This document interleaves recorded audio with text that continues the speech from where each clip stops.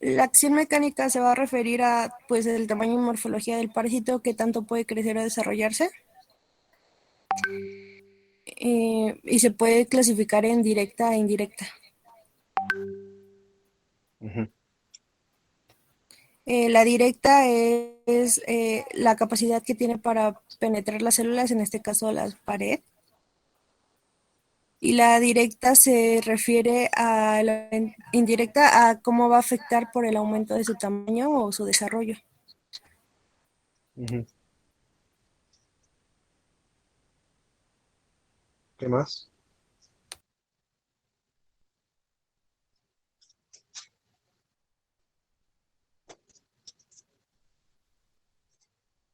La, la segunda, digo, es exfoliativa o exfoliadora. Exfoliatriz. Exfoliatriz. Esta tiene que ver con la condición del parásito de sustraer como los componentes tisulares, ya sea los hidratos de carbono, iones. ¿Cómo lo hace?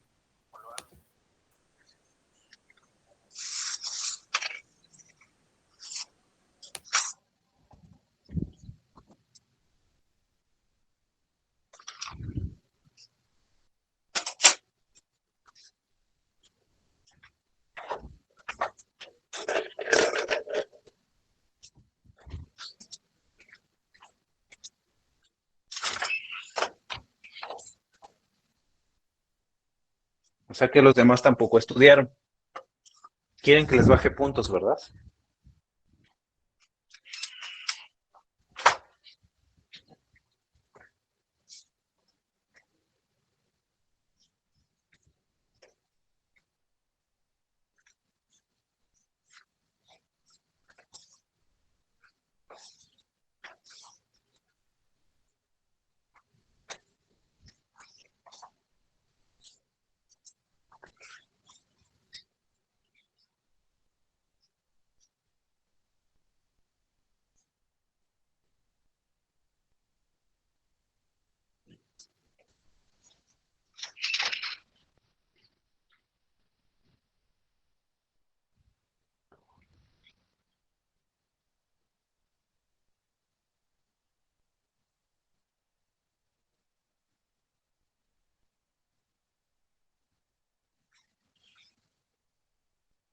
Entonces,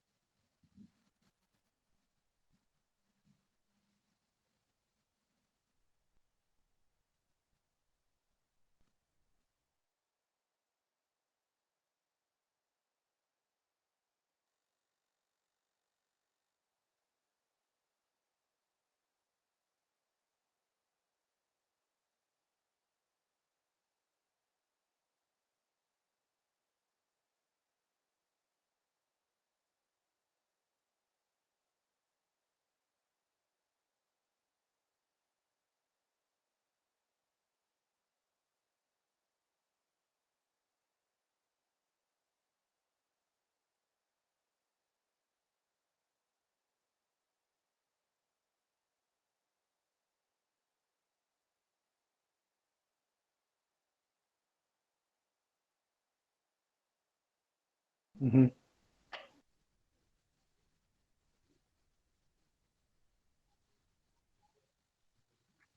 ¿qué otros mecanismos patogénicos? ¿Tiene enzimas?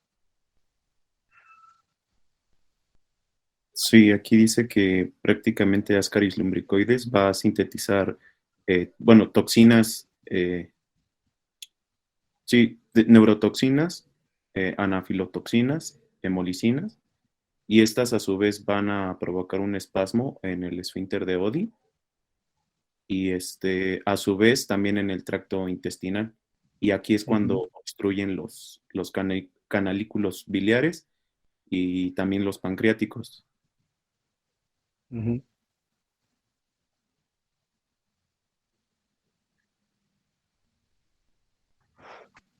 ¿Y por qué puede aparecer sangre en las evacuaciones diarreicas de ascariasis?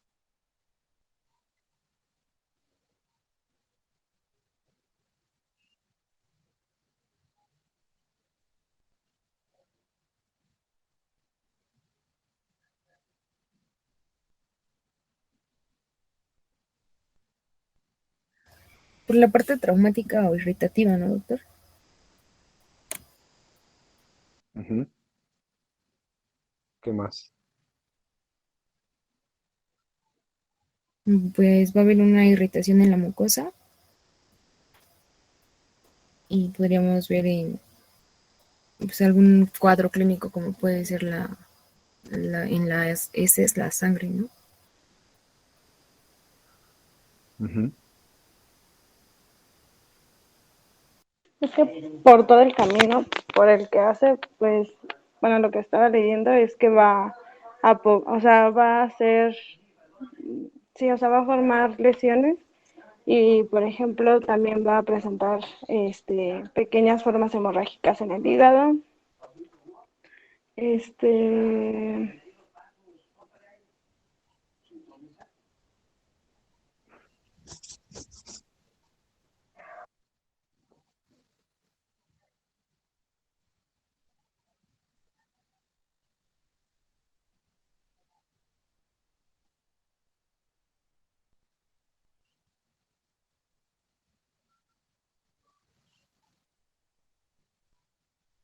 ¿Qué más?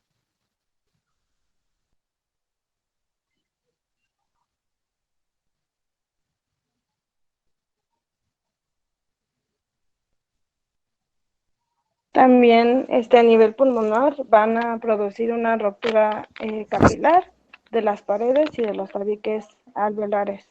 Y esta pues va a provocar una microhemorragia. Ujú.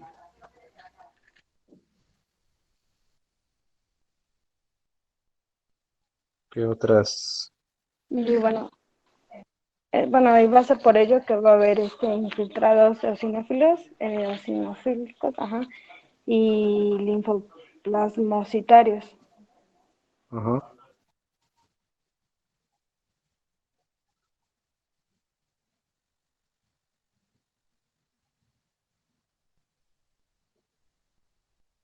Por ejemplo, en la acción mecánica, pues van a formar un ovillo que va a producir una obstrucción intestinal.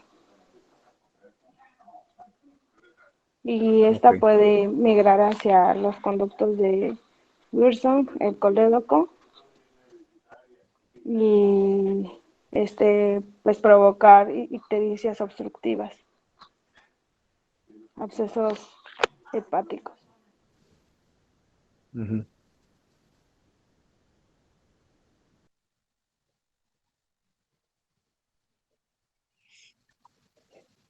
Bueno, y a ver, y entonces, ¿por qué ascariasis es una de las principales causas parasitarias de síndrome de malabsorción intestinal?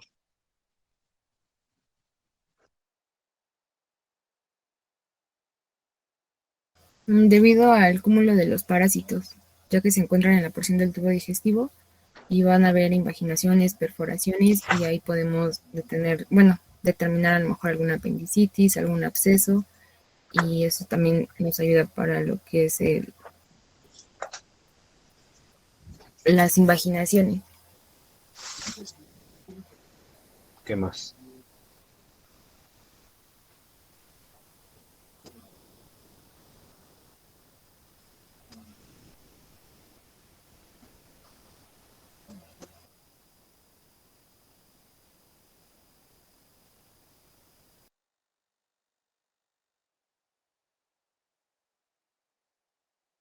¿Qué más?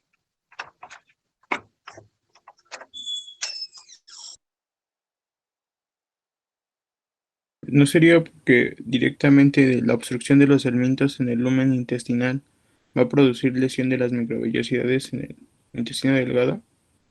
Aparte, como está afectando lo que son los conductos biliares, pues no se van a poder secretar los jugos pancreáticos y las sales biliares necesarias para el metabolismo de lípidos y proteínas.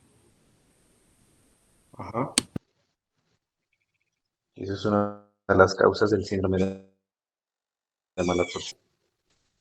Y aparte que el crecimiento de los ascaris en el intestino, pues va a generar pueden formarse volvulus de parásitos de ascaris y ocasionar obstrucción intestinal. Bueno, y luego ya ascaris en el intestino y perfora la mucosa. ¿Y después qué pasa?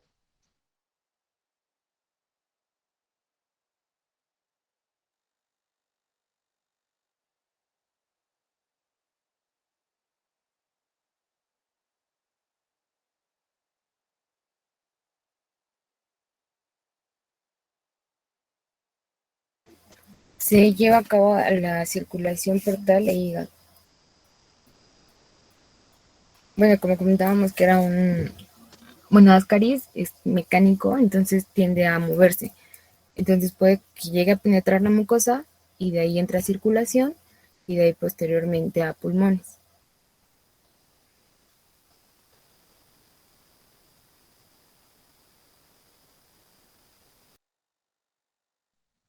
Pero ¿cómo llega a los pulmones?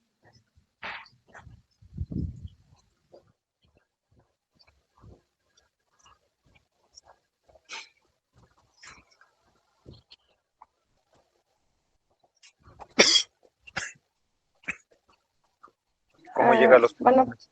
por lo que estaba yo leyendo, cuando, bueno, cuando ya los ingerimos tienen que ser o sea, pasan de larva tipo rhabditoide y a la semana y se van a convertir en larva 2 y luego se van a transformar en larva 3 que va a ser o sea, el que va a infectar, la fase infectante y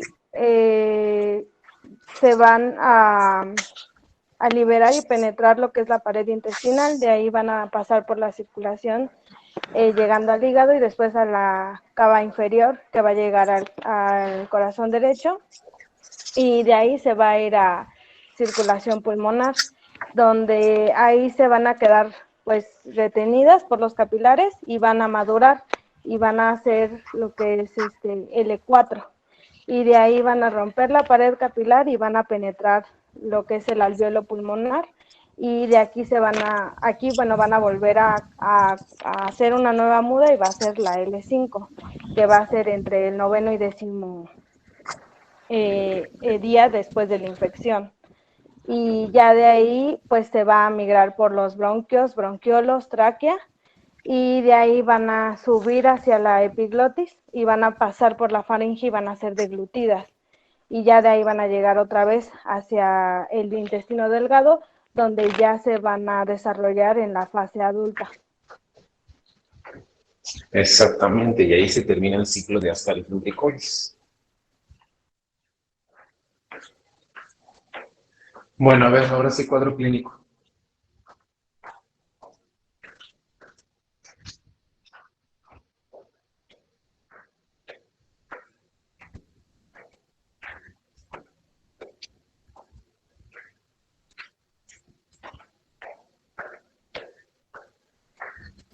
Bueno, en el cuadro clínico o manifestaciones clínicas vamos a tener las generales, que es el ataque al estado general, una palidez y pérdida de peso.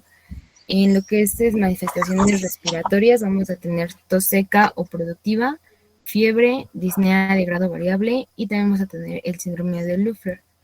En la parte de manifestaciones intestinales se va a presentar dolor abdominal difuso, diarrea, meteorismo, náuseas, vómito y una oclusión intestinal.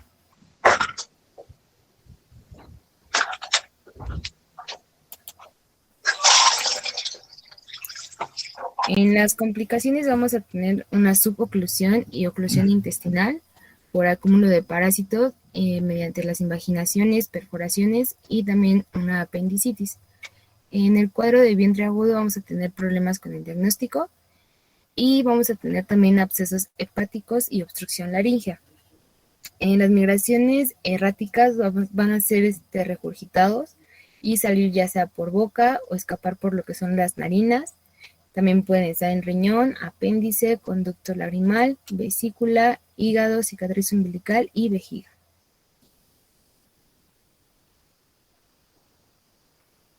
Dentro del diagnóstico de laboratorio vamos a tener que se realiza un coprocultivo, una radiografía de tórax, identificación macroscópica de los parásitos adultos y también se realizan radiografías de abdomen y tránsito intestinal contrastado.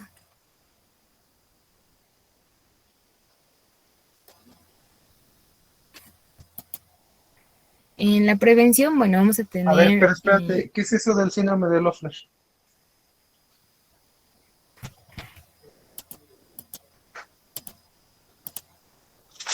Aquí. El síndrome de Loeffler, bueno, también es conocida como neumonía eosinófila y esta, bueno, va a ser caracterizada por lo que es la disnea, la cianosis y también la hemoptisis. ¿Pero por qué se También da? había, bueno, eh,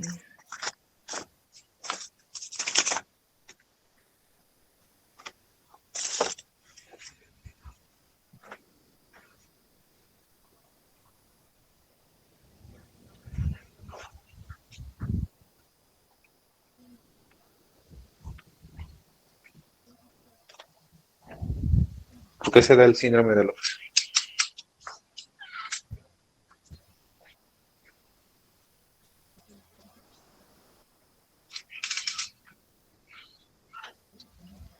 porque se ven afectados los infiltrados pulmonares y eso puede ser migratorios, ¿no? Y en esta, bueno, me recuerdo que leí que decía que presentaba generalmente la cianosis, ya que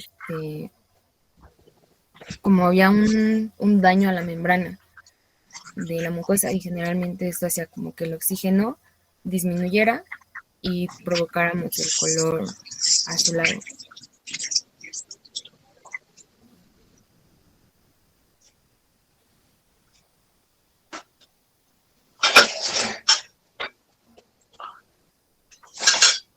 Por Puede ser eso, por pero a ver, o sea, puede ser por la afectación que provoca la larva a nivel pulmonar.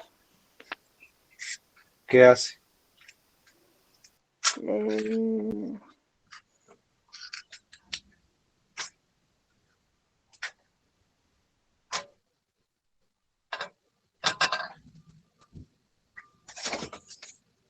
bueno, decía que provocaba microhemorragias.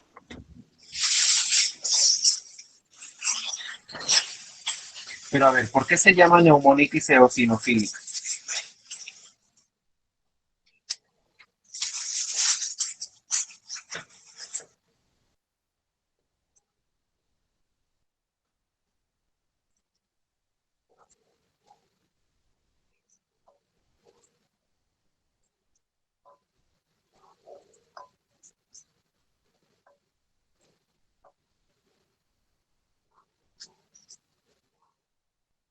Bueno, es que como va a haber una ruptura una ruptura capilar y de las paredes, pues va a haber presencia de infiltrados eosinofílicos. Ujú.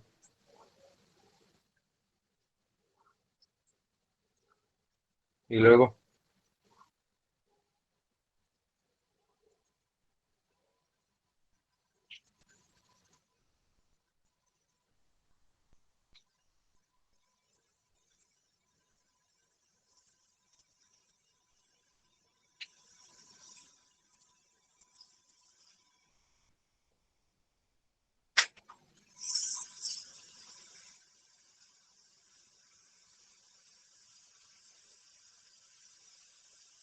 a ver los demás, ¿por qué no están participando?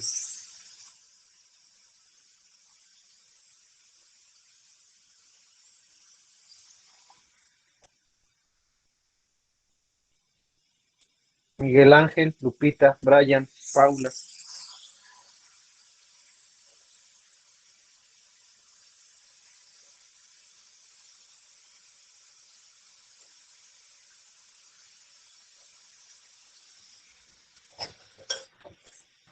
Doctor, no sé si estoy bien, pero bueno, yo tengo entendido que los eosinófilos son los que se encargan de, pues ahora sí que de atrapar a los parásitos especialmente. Bueno, están más especializados en eso.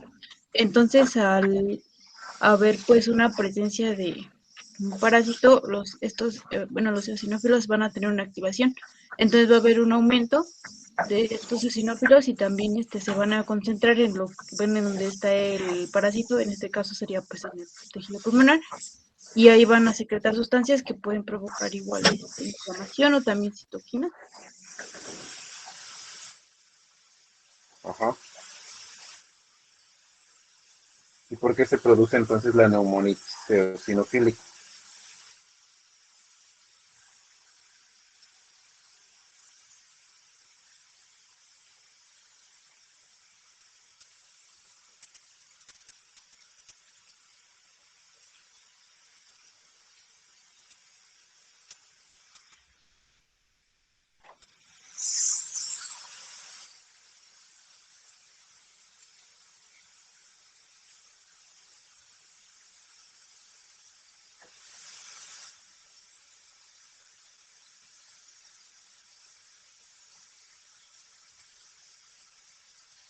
Y eso lo vimos.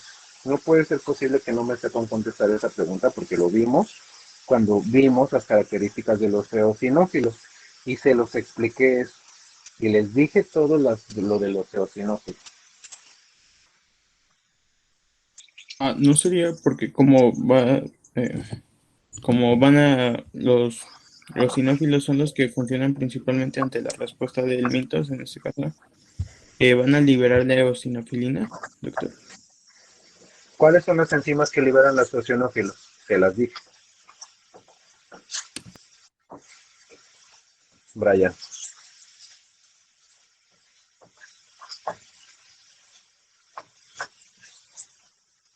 ¿Ya ven cómo ni siquiera anotan lo que yo les digo?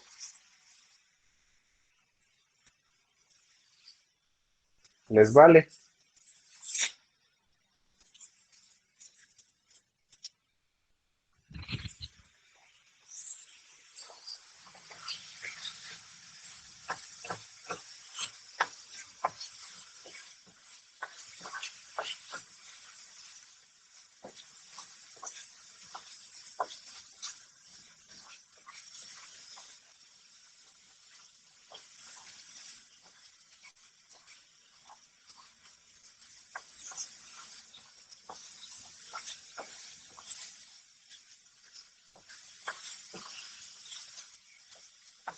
Sería la vitaminosa. No, esas no son las enzimas de los eosinófilos.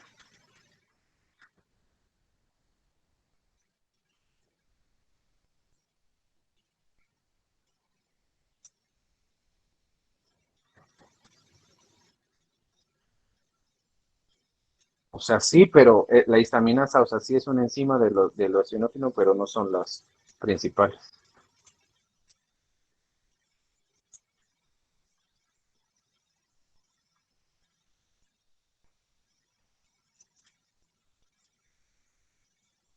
Y hay una enzima específica, que es la que produce la fisiopatogenia del síndrome de los.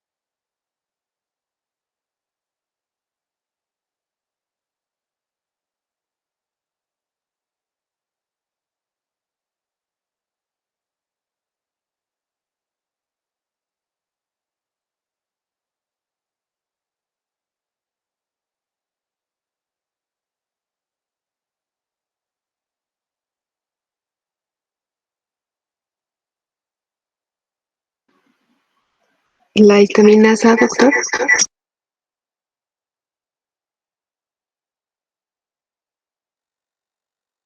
No,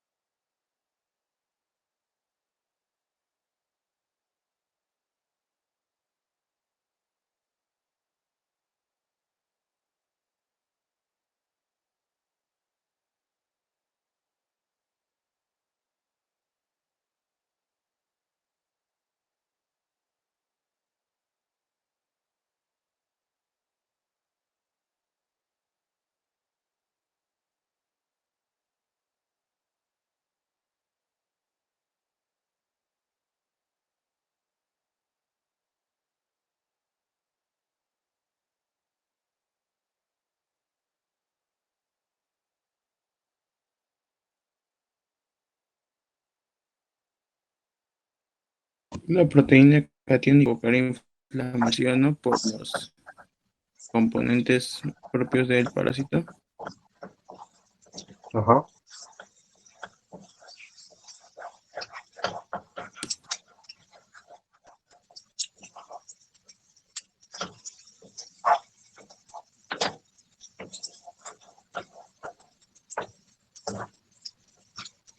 ¿Y qué más del síndrome de Loeffler?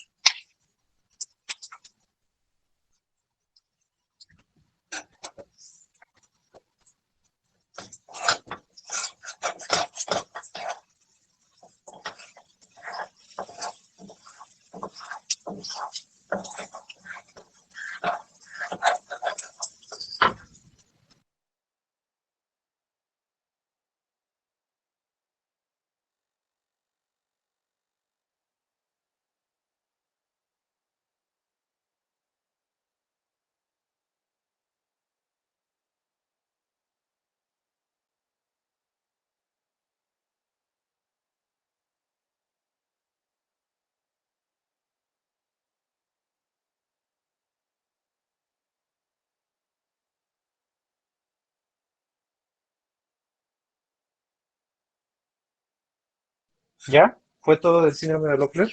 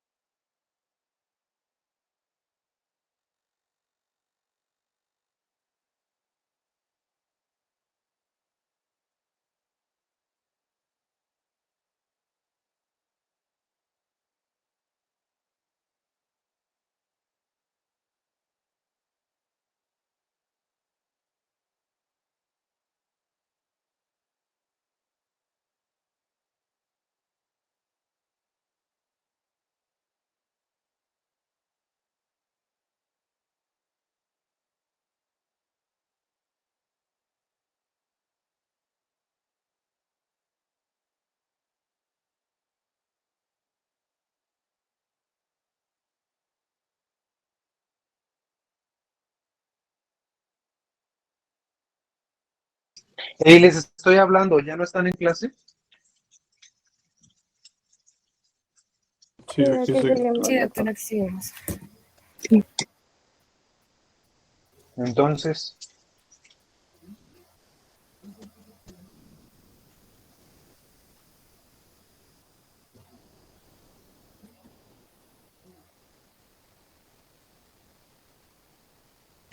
Se supone que el síndrome de Loeffler es una hipersensibilidad causada por la exudativa que generan las larvas, que es lo que desarrolla toda la respuesta inmune.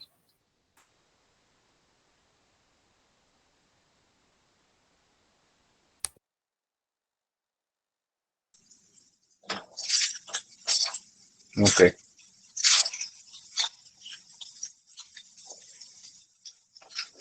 Bueno, a ver, sigue con la exposición. Sí, doctor.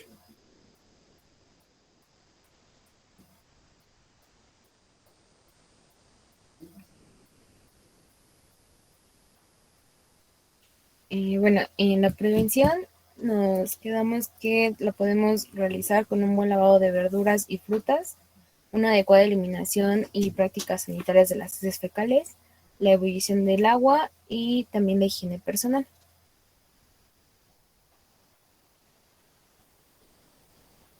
Dentro del tratamiento vamos a encontrar 4 principales. Aquí tengo duda porque en varias literaturas mencionaba que era primero el pamoato de Pirantel y en otras mencionaba que era el mebendazol. Entonces ahí sí tengo duda, doctor. No sé cuál sería el de mejor elección. ¿Es el albendazol o el mebendazol? Ok. Bueno, vamos a tener aquí el mebendazol de 100 miligramos por 3 días o 500 miligramos una sola vez. También vamos a tener el albendazol de 400 miligramos y ese va a ser de única dosis. El piperacina vamos a tener 75 miligramos por kilogramo y máximo se le pueden dar 3.5 gramos por día o 50 miligramos por kilo por 5 días. Y el pamoato de Pirantel, la dosis es de 11 miligramos por kilo en dosis única, también puede ser hasta una dosis máxima en el adulto de 1 gramo en 24 horas. Y bueno, aquí les puse como un resumen de toda la patología de Ascaris lumbricoides. Vamos a tener que es un hematodo intestinal más grande, va a ser localizado en el intestino delgado. No se fija como tal a la mucosa, pero sí se adosa a las paredes y van a ser expulsados mediante la materia o las heces fecales. Van a ser de un color rosado o blanco amarilloso y bueno, como les contaba, los adultos no tienen órganos de fijación y la vida promedio es de 1 año. Los adultos viven aproximadamente 1 año. Y bueno, aquí tenemos las características de hembra y macho, como se les había comentado anteriormente.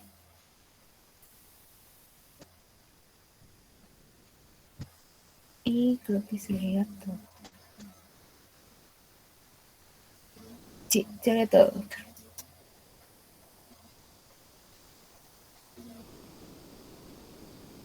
Ok. ¿Qué tema sigue? Teniasis.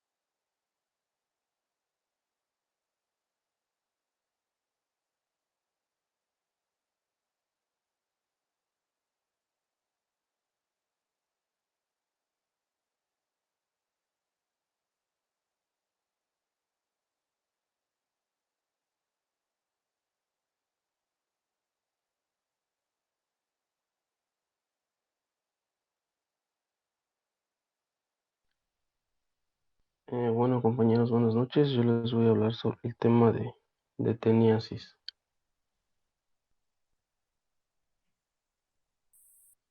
Bueno, comenzando con la definición, el término teniasis se refiere a una infección intestinal provocada por un tipo de tenia.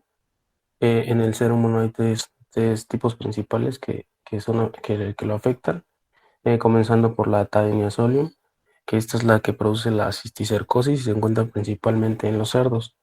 Eh, Otro tipo es la Taenia saginata, que esta es otro tipo de platelmiento, pero se encuentra principalmente en la carne de res, y la Taenia asiática, que es propia del continente asiático. Bueno, las cosas principales de este tipo de patología son personas con hacinamiento inadecuado, eh, ya que como ya mencioné, este tipo de patología es causada por la ingesta de carne que está infectada por huevecillos o cisticercos, en el caso de Taenia solium, que están presentes en la carne de cerdo o en la carne de res.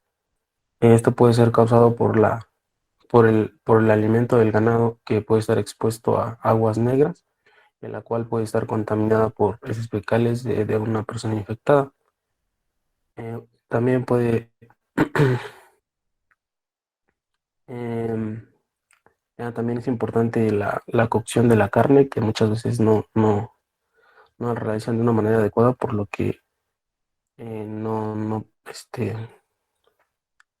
por lo que afecta o presenta los cisticercos o huevecillos en los músculos y son ingeridos para formar el ciclo de vida que más adelante les voy a hablar. Bueno, en cuanto a la estructura, esta se divide en Taenia solium y Taenia saginata.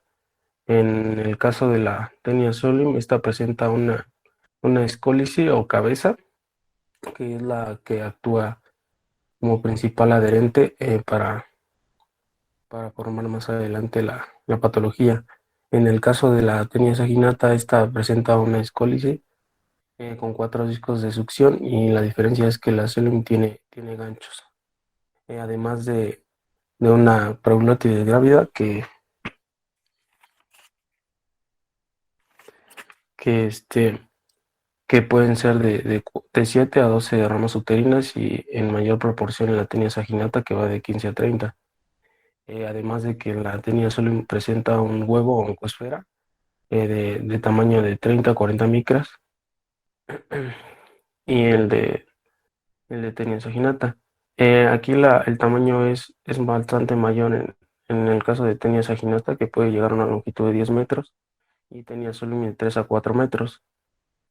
Como ya he mencionado, el Taenia solium es la que causa la cisticercosis, que depende de la localización de los huevecillos, como puede ser una neurocisticercosis cuando se localizan en el cerebro.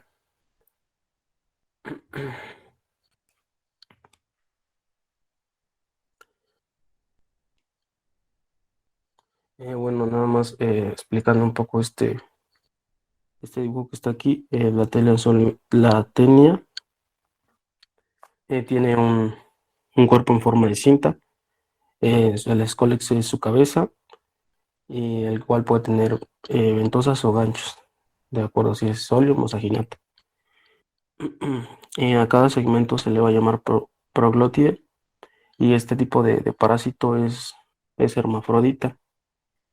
Al conjunto de proglótides se le llama estorbillo.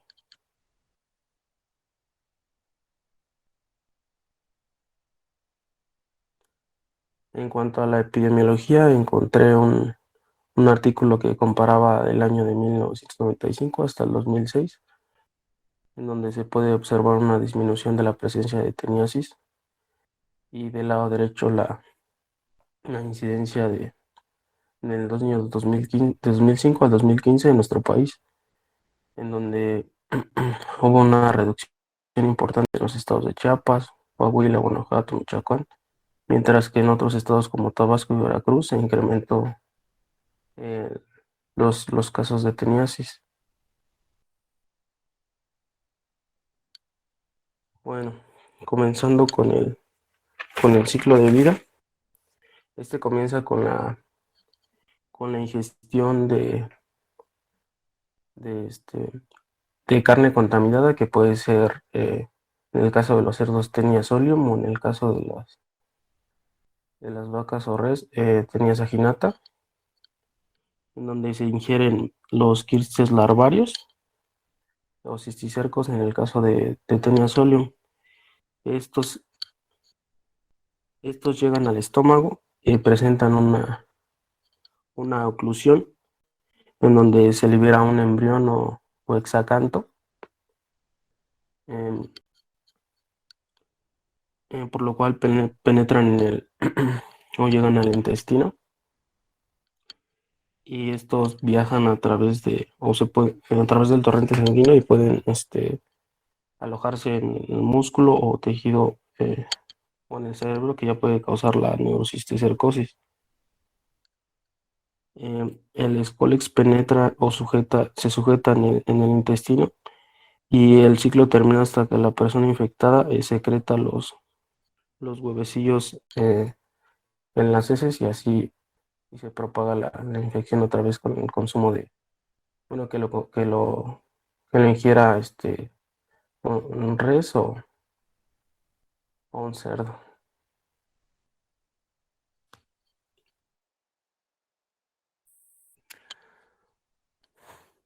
Bueno, comenzando con la fisiopatología, como ya había mencionado, empieza con la ingesta de cisticercos en la carne de cerdo contaminada, que está pues, por una mala cocción o la ingesta de esta cruda. Estos causan una evaginación de los quistes en el intestino delgado por las escólisis o la cabeza de las tenias, las cuales maduran en larvas adultas en un periodo de 2 meses. Las tenias adultas producen proglótidos grávidos que migran a el ano y se excretan en las heces. Eh, en los cerdos humanos se infectan al ingerir las proglótides grávidas y que estas a su vez se incuban en el intestino y liberan oncosferas en la pared intestinal. Estas oncosferas se pueden desplazar al torrente sanguíneo de diferentes áreas, como puede ser músculo, encéfalo y diferentes órganos.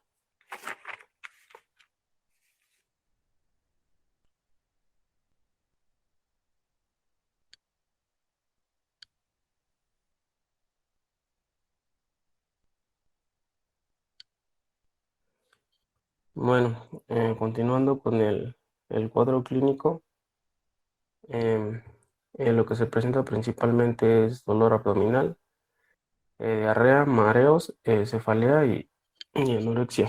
A ver, no, espérate, pasa la diapositiva, las diapositivas anteriores.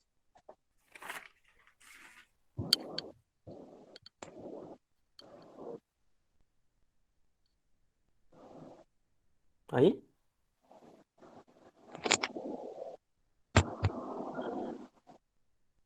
A ver, espérame.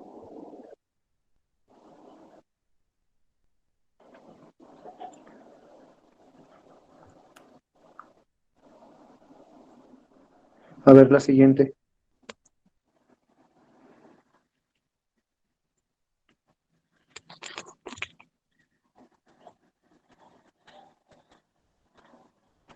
No, ¿dónde está la fisiopatología?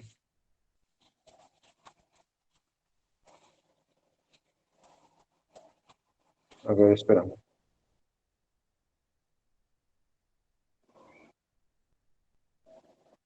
A ver, pero ¿no traes la estructura de tenia solium y tenia saginata? Sí, Ajá, ahí ahí, lo puse. espérate, ahí. O sea, si ven, la tenia solium tiene los ganchos y las ventosas. Con los ganchos se adhiere a la mucosa y la destruye junto con las ventosas, pero los ganchos son los que pues destruyen la mucosa intestinal. Y entonces, primero empiezan como a succionar los nutrientes y ya después empiezan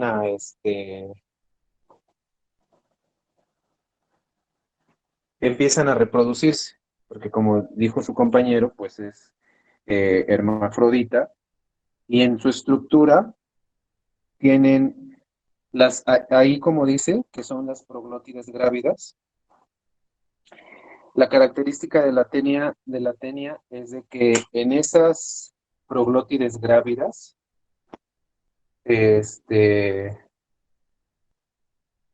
dice ahí 7 a 12 ramas uterinas. Cada rama uterina puede albergar hasta 1.500.000 huevos.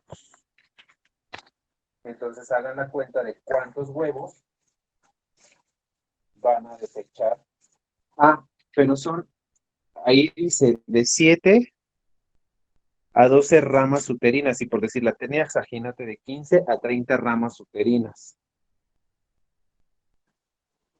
Entonces vean la cantidad de huevos que van a a producir o a estar desechando en cada vez que defequen. Entonces, cada vez que defequen, se va a romper una rama uterina y después esa rama uterina que se rompió y que se fue con las heces va a ser reemplazada por otra rama uterina.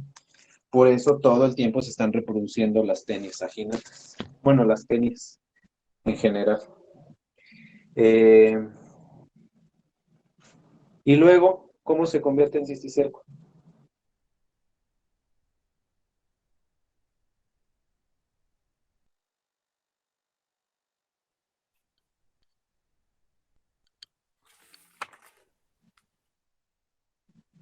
José Ángel. Sí, doctor. Bueno, una vez que se ingieren los huevecillos, estos pasan al estómago, generan la oclusión, liberan el embrión exaganto. Una vez que llegan al intestino y pasan al torrente sanguíneo y cuando se empiezan a alveolar en músculos o en cerebro es cuando ya son cisticercos, ¿no?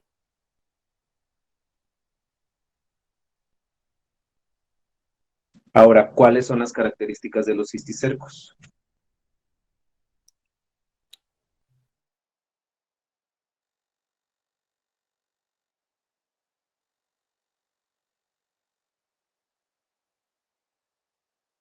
Pues están formados por dos cámaras, una interna que va a tener el escólex y el canal espiral, y la externa que va a tener el fluido vesicular.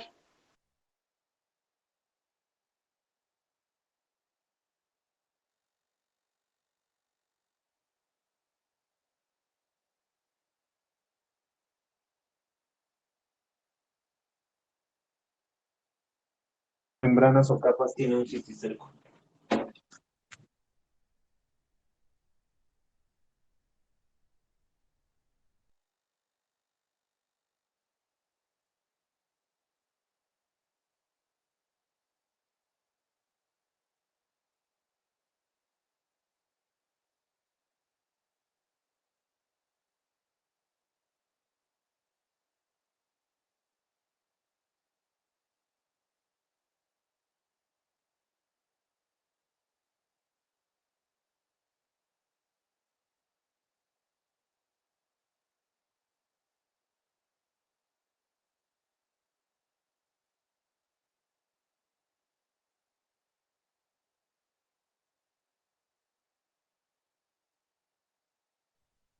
¿Tiene tres? ¿Cómo? ¿Tiene tres? Y adentro del cisticerco, ¿qué hay?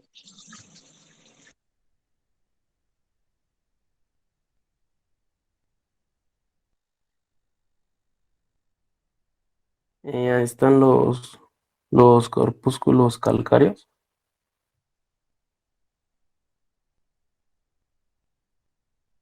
¿No traes una imagen del cisticerco?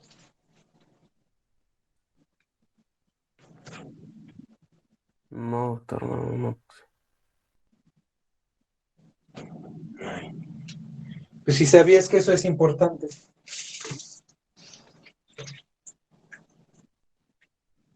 Se pasa. Dentro del cisticerco está el escólex. Y aparte, el cisticerco está lleno de líquido. Si se rompe ese cisticerco, ¿qué va a pasar?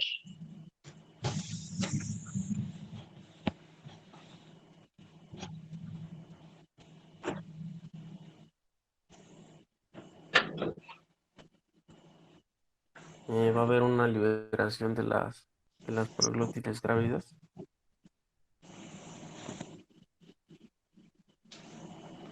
¿Proglótides grávidas? ¿A poco hay proglótides grávidas en el cisticerco?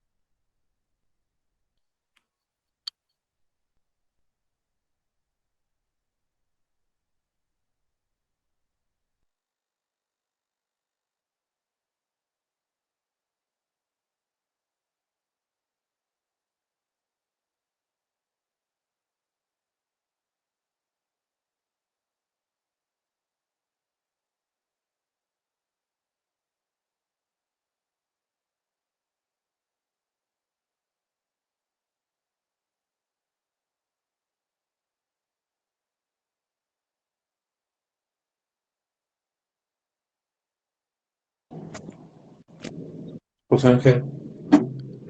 ¿Va a haber una liberación de los quistes larvarios?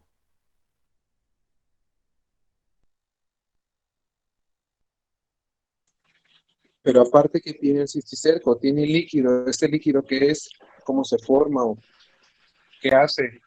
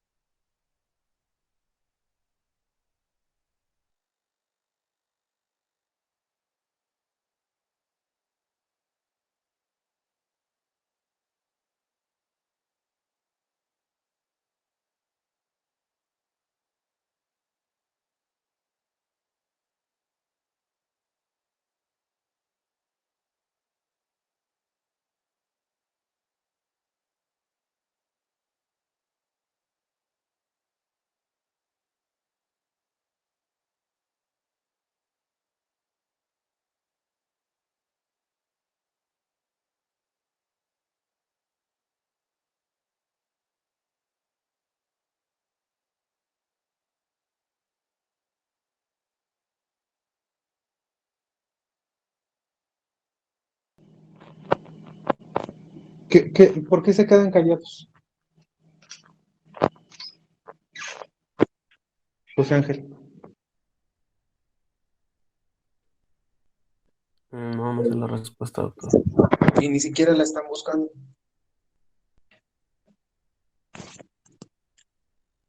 Quieren que dé el tema por visto, ¿verdad? Ya encontré, doctor, que también tiene un Scolex, pero está invaginado el Scolex. Y este Scolex ya va a tener ganchos. Ajá. ¿Qué más? Yo encontré que dentro de esos ganchos va a presentar vesículas y esas a su vez van a estar llenas de líquido rosado, que va a estar denominado por un fluido vesicular y este va a estar constituido por abundantes proteínas, carbohidratos y sobre todo lípidos. Ujú.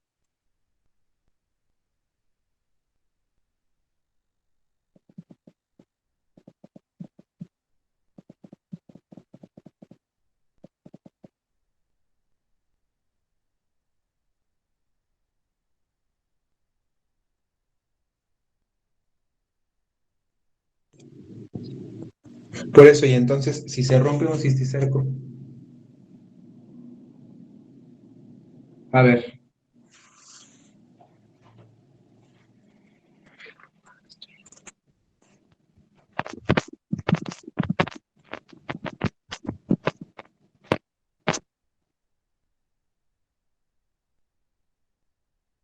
¿cómo viaja o cómo llega al sistema nervioso central?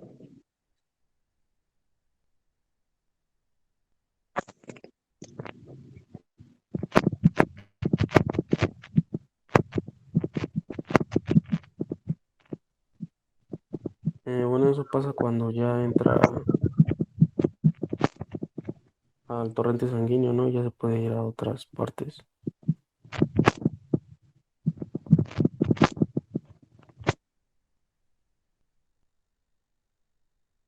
Por eso,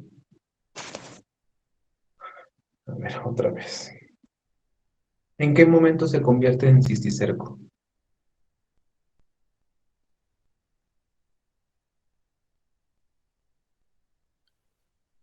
Una vez que se genera su oclusión en el intestino, Ujú. ¿En dónde se convierte en cisticerco?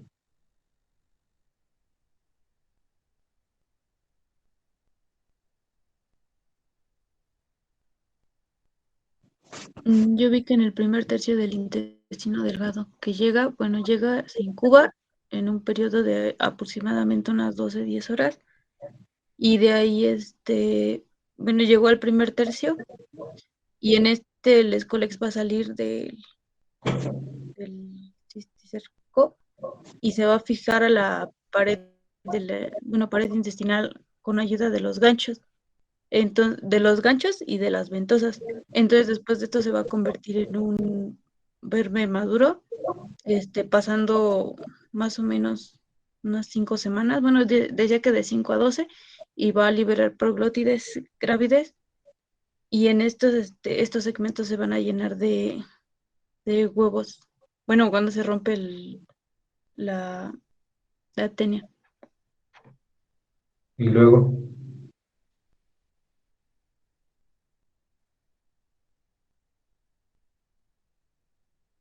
A luego, ¿qué su, pasa? bueno, después de ahí va a pasar que, bueno, ya una vez que están allí, bueno, ya cumplieron su ciclo, estos van a poder pasar a torrente sanguíneo y a su vez van a llegar al sistema nervioso central. Lo que va a pasar es que van a atravesar la barrera hematoencefálica y ahí es cuando ya pueden aparecer los huevecillos.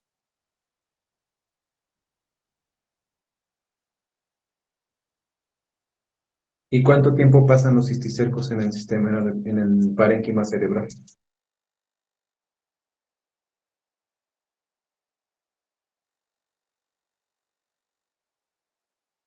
Por lo que leí, pueden pasar alrededor de, bueno, pueden pasar semanas, pero incluso también pueden vivir ahí, incluso años.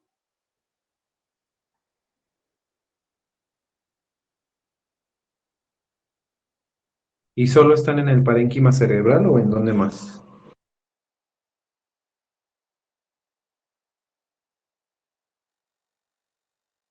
No, No, también también pueden estar en hígado y en músculo.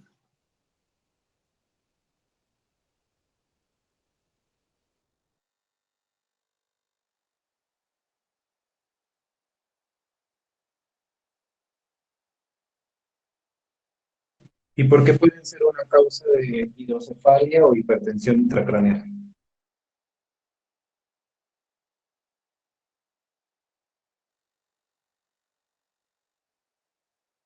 porque cuando se fijan a las meninges, principalmente a lo que es la subaracnoidea, la superficie subaracnoidea o la aracnoides, va a producir inflamación.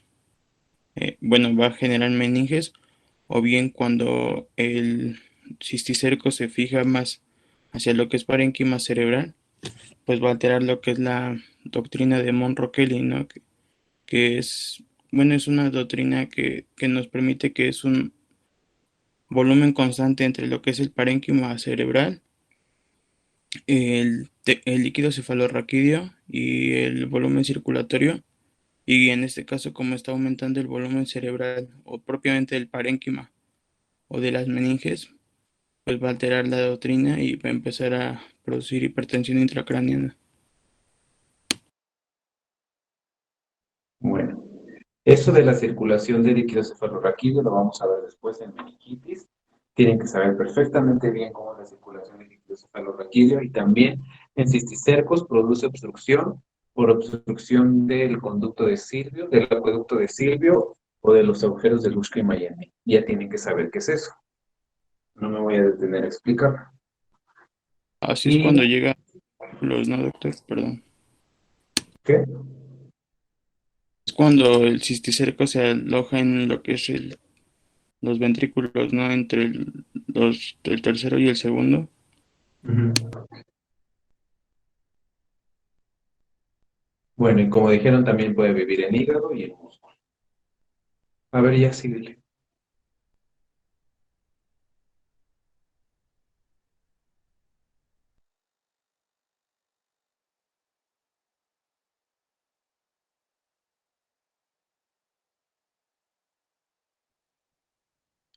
Bueno, y el cuadro clínico depende de la localización. En el caso de una neurocisticercosis, esta se relaciona con convulsiones o ataques epilépticos.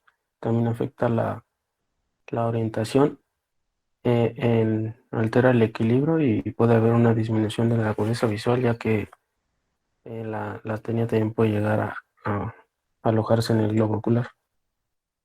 Eh, cuando, Cuando se aloja en el intestino, causa dolor abdominal, eh, diarrea y también puede causar mareo, cefalea y la anorexia, esto por el robo de nutrientes.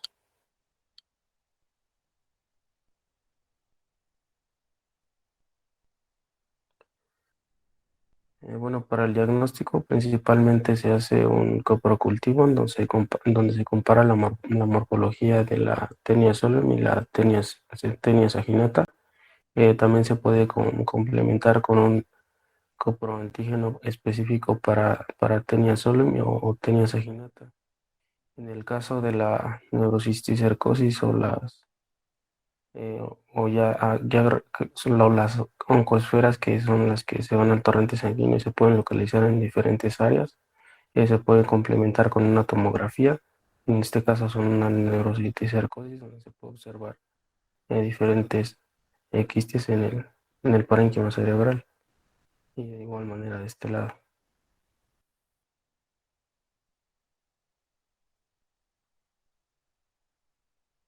En cuanto al tratamiento, encontré Espérate.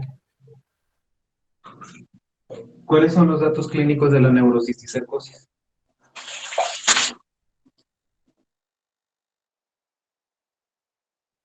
en-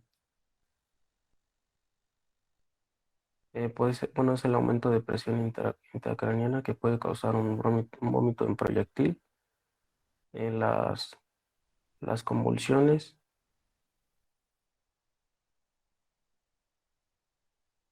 y, y la desorientación. No, bueno, eso no es un dato clínico.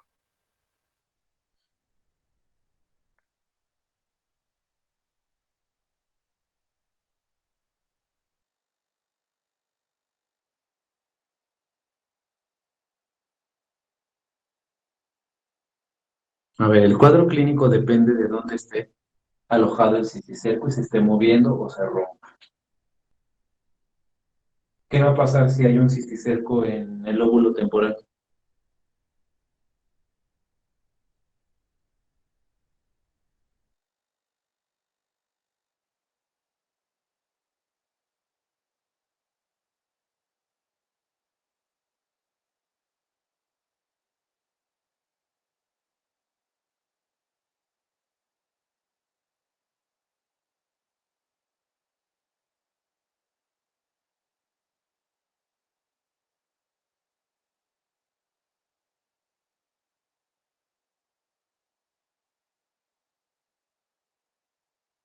Puede afectar la memoria y el aprendizaje.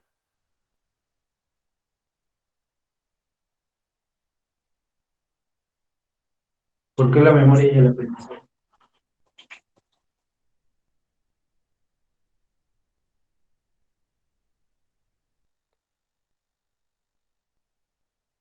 Porque el lóbulo temporal es el responsable, bueno, se encuentra el hipocampo y es el responsable del aprendizaje y de la memoria.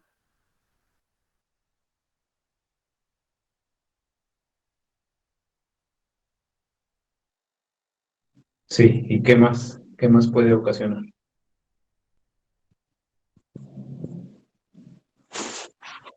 También vamos a tener dificultad para articular las palabras, ya que está ahí el área de Broca y también el área de Wernicke. En el lóbulo temporal está el área de Broca y de Wernicke. No. No, la de Broca está en el lóbulo frontal y la de Wernicke en el lóbulo parietal. Ahí más bien tendríamos alteraciones más relacionadas con lo que es el octavo par craneal, ¿no? Ajá. Principalmente alteraciones de la marcha, inestabilidad postural a pesar de que el eh, romboencéfalo esté bien. También algunas alteraciones somatosensitivas, porque está una parte de de las áreas sensitivas primarias, principalmente. Ok. También puede ocasionar crisis convulsivas. Bueno, ya síguele, a ver.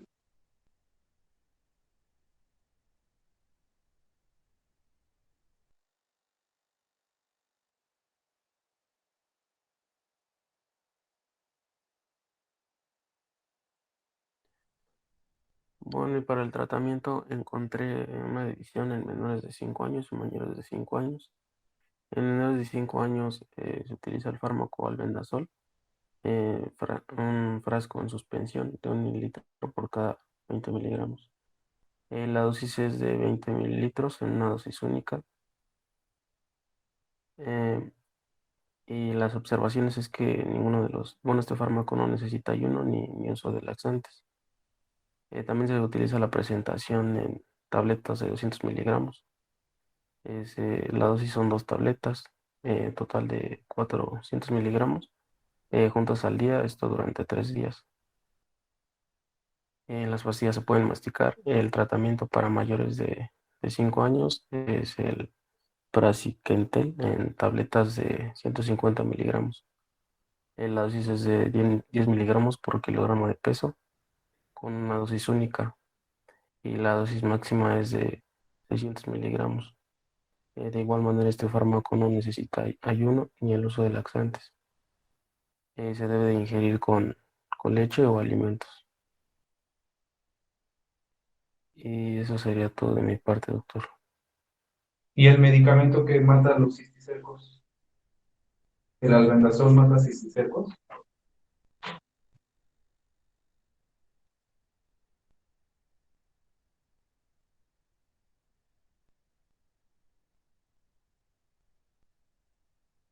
José Ángel.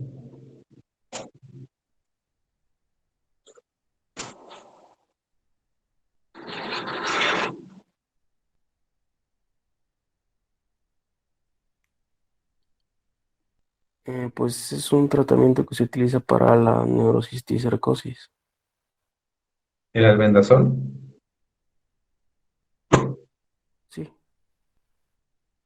¿Y qué otro medicamento se utiliza para matar los cisticercos?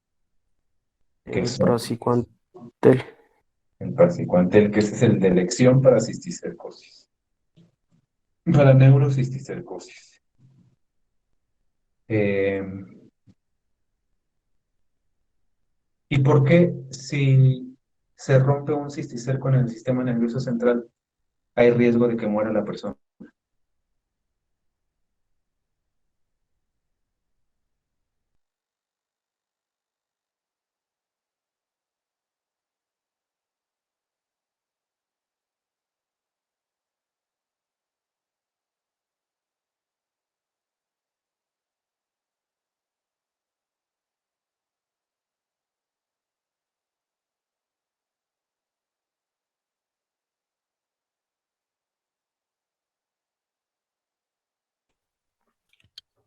Porque hay una liberación de quistes larváricos y pueden medir mayor parénquima cerebral.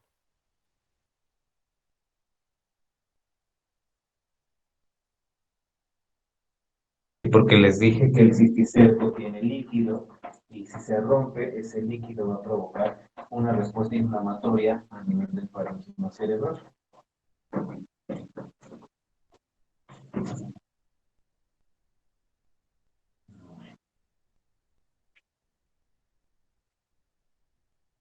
Hoy estuvieron a punto de hacerme enojar, porque no estudiaron y aparte les faltaron mucha información en sus exposiciones.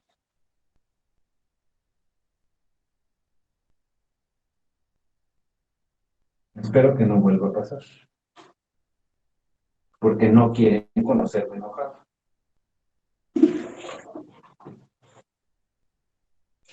Sí, doctor, una disculpa. Y eso depende de ustedes, no de mí. Sí, doctor. Mañana entonces vemos los siguientes temas. Sí, doctor. Doctor, tengo una duda. En mis síntomas para la etiología, ¿quiere que mencione características de todos los hongos y todas las bacterias o solamente menciono como general o superficial? Porque sí encontré varias. Los principales nada más. Sí, está bien. Gracias. Nocardia brasilensis y el otro que es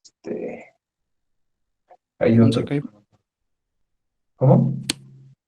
Fonseca y Pedroso, ¿no? En las eubacterias. No, hay otro más. Nocardia brasilensis, no me acuerdo el otro. Pero los principales.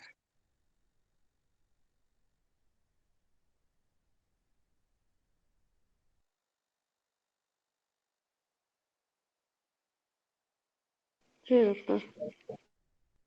Nos vemos mañana entonces.